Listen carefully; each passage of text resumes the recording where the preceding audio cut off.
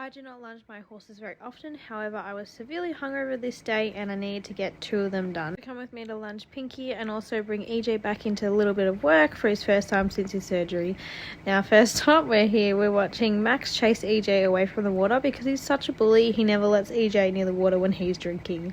So Pinky has been out on a trial which failed, which was not her fault whatsoever. She's back with me and she's back up for sale again. I'm going to be taking her to her first competition this weekend. It's a tame and train, so it's a bit of a freshman and then also an official class. So she's doing the 65 and 70. Now as you can see, she lost quite a bit of condition and weight while she's on a trial, hence why she's back.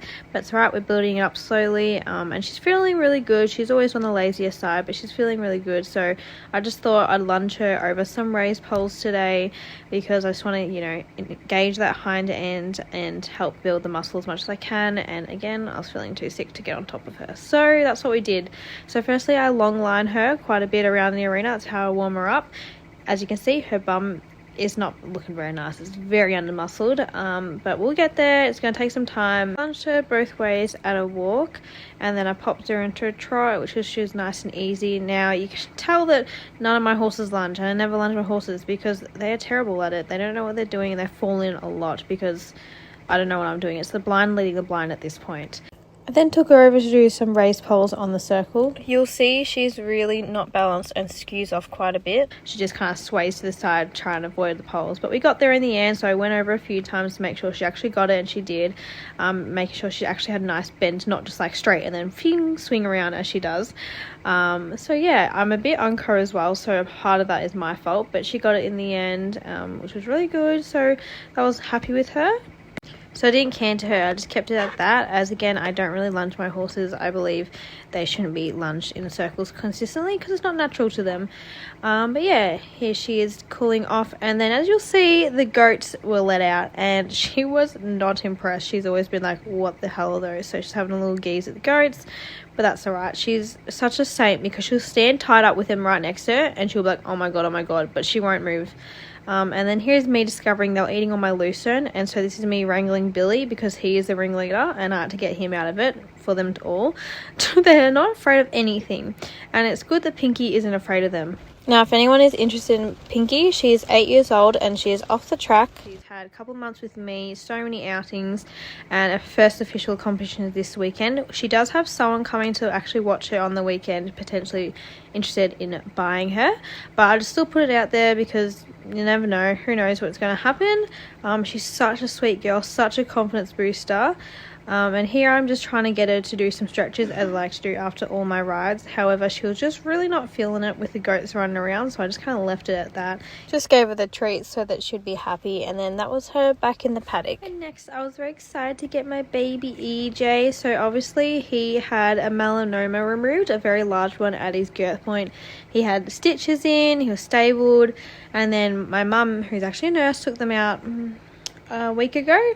No, 2 weeks ago I think. And so he isn't supposed to be in ridden work, but there's nothing really stopping us getting him ready. So I just decided to take him out of the paddock. He runs around the paddock like an idiot all day long, so I thought let's just give him a little lunge to see how he's feeling. I was expecting him to be fresh, and as you can tell by the first clip of this post, that is exactly what he was. But I just was admiring how beautiful he looked, and just letting him have a little sniff of the ground in the arena. I thought he was going to go for a roll, but he did not.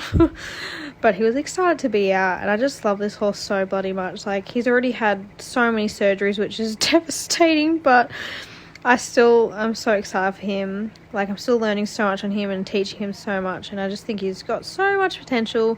But yeah, so I attempted to ask him for a trot, and this is what he gave me, straight into a canter. So I was like, okay, this is not great. He had good moments, and then he had moments like this. He's always been like this on the lunge. Again, I don't lunge my horses, so he always gets very excited. I'm just lucky he doesn't do this under saddle. Like, he can sometimes do a little bit, but nothing of that size, especially that. So I'm very grateful. So I was like, oh god, this is not working. Yeah, he was really feeling it. I think he was excited, but that's alright. Just let him get it out a little bit, and then just tried my best to ask for the calmest trot possible, which was not working at all.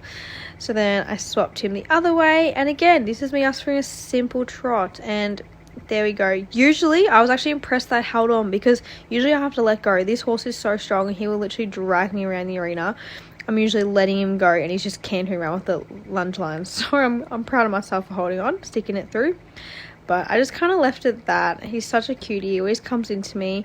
I didn't want to overdo it. And again, he's only, you know, a couple of weeks post surgery. But it was good to see that he's feeling good, and he's just the sweetest boy ever. He actually looks so tall here. I forget how tall he is, but I just love him so much. I think I would go on and on about how much I love this horse. He will never leave me, ever. So he was done. To cool him down, I just hand walked him, which is what I usually do anyway, which he enjoyed, picking up some grass as well.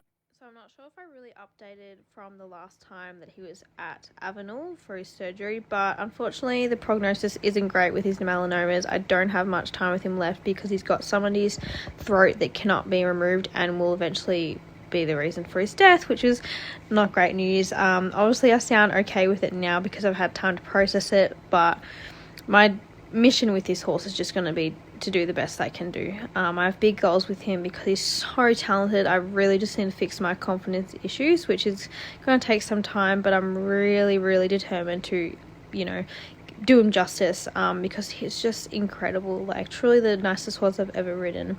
So yeah, did his little stretches and then he was done for the day. So I hope you guys enjoy.